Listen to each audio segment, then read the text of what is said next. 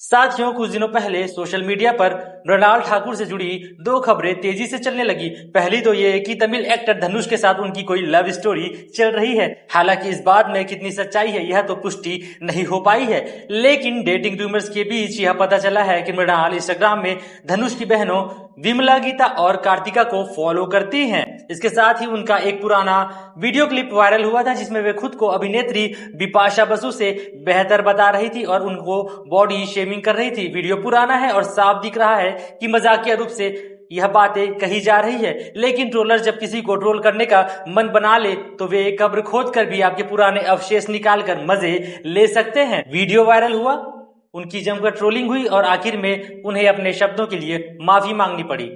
मृणाल ने अपने इंस्टाग्राम पर स्टोरी लगा करके यह बातें साफ की और कहा कि 19 साल की उम्र में मैंने किशोरावस्था में कई बेतुकी बातें कही। मुझे हमेशा समझ नहीं आता था कि मेरी आवाज का वजन क्या होता है, लेकिन मजाक में भी शब्द कितना बुरा कह सकते हैं।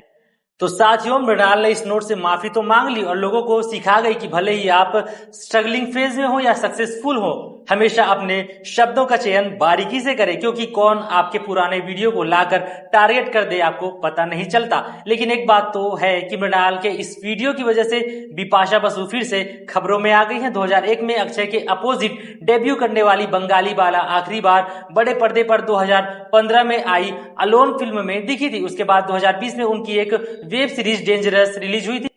नमस्कार साथियों, आप देख रहे हैं एसबी फिल्म्स एंड मीडिया। मेरा नाम है तेजेश्वर साहू और आज हम बात करेंगे बिपाशा बासु की उन 5 फिल्मों के बारे में जिन्होंने उनको एक अलग ही मुकाम पहुंचाया, उन्हें हॉरर की उनका टैग दिया। तो चलिए दोस्तों, आज उनकी इन 5 फिल्मों के बारे में चर्चा करते हैं। तो साथियों, सबसे पहले चलते हैं वर्ष 2001 में, जब आई थी उनकी फिल्म अजनबी। डायरेक्टर अब्बास मस्तान की इस थ्रिलर फिल्म में बिपाशा ने निभाया था सोनिया का किरदार। रहस्यमयी, चालाक और ट्विस्ट से भरा यह रोल उनके करियर की धमाकेदार शुरुआत थी। और सोचिए, डेब्यू फिल्म में ही उन्हें मिला था film fair best female debut का अवार्ड। उनके अपोजिट अक्षय कुमार थे और उनके साथ उनका एक गाना महबूबा बहुत ही वायरल हुआ था और उसे गाने को आज भी लोग सुनते हैं। इसके अगले ही साल वर्ष 2002 में बिपाशा लेकर आई एक ऐसी फिल्म जिसने उन्हें रातों रात स्टार बना दिया। फिल्म का नाम है राज। विक्रम भट्ट के निर्देशन में बनी इस हॉरर फिल्म में वो नजर आई संजना के किरदार में, जो अपने पति के साथ नए घर में जाती है और वहां भूत प्रेत की डरावनी घटनाओं से टकराती है। ये फिल्म ना सिर्फ बॉक्स ऑफिस पर सुपरहिट रही, बल्कि बिपाशा को इस फिल्म से मिला नया title horror queen of Bollywood का। इसके गाने आज भी लोगों को पसंद है, क्योंकि राज के गाने भला कौन नहीं सुनता। और साथियों, क्या आप जानते हैं इस फिल्म में बिपाशा की ओरिजिनल आवाज नहीं थी, बल्कि इसे डब किया था voice over artist Mona Ghosh Shetty ने।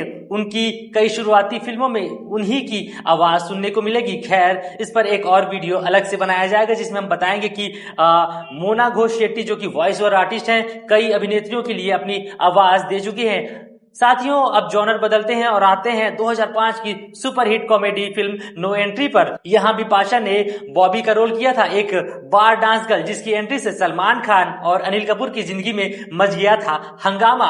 कॉमिक टाइमिंग और ग्लैमरस प्रेजेंस के साथ बिपाशा ने साबित कर दिया कि वो सिर्फ हॉरर या सीरियस रोल तक सीमित नहीं है, हंसी मजाक में भी उतनी ही जान डाल सकती हैं। साथियों, वर्ष 2006 में आया उनका एक अलग अंदाज। मधुर भंडारकर की फिल्म कॉर्पोरेट में उन्होंने रियलिस्टिक कैरेक्टर को प्रेजेंट किया। इसमें वे बनी निशा मल्होत्रा, एक महत्वाकांक्षी महिला जो कॉर्पोरेट वर्ल्ड की गंदी राजनीति और पावर गेम्स में फंस जाती है। यह रोल ग्लैमरस हीरोइन वाली इमेज से हटकर था, गंभीर, परिपक्व और दमदार। यही से बिपाशा को सशक्त एक्ट्रेस के तौर पर एक नई पहचान मिली।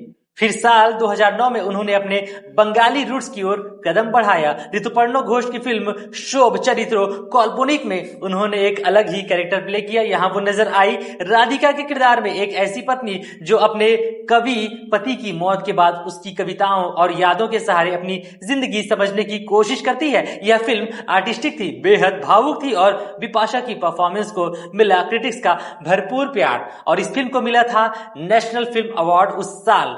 साथियों, इन पावरफुल परफॉर्मेंस के साथ फिर हेरा फेरी में पैसे डबल करने वाला उनका किरदार भला कौन भूल सकता है, अनुराधा का। वही ओमकारा में बीड़ी जलीले गाने पर उनका डांस आज भी टॉप आइटम नंबर्स में गिना जाता है। आपको उनकी कौन सी फिल्म सबसे ज्यादा पसंद है, हमें कमेंट बॉक्स में बताएं और वीडियो अच्छा लगा हो तो लाइक और सब्सक्राइब करना मत भूलिएगा। साथियों, मिलते हैं नए एपिसोड में, तब तक के लिए धन्यवाद, नमस्कार, जय जोहार।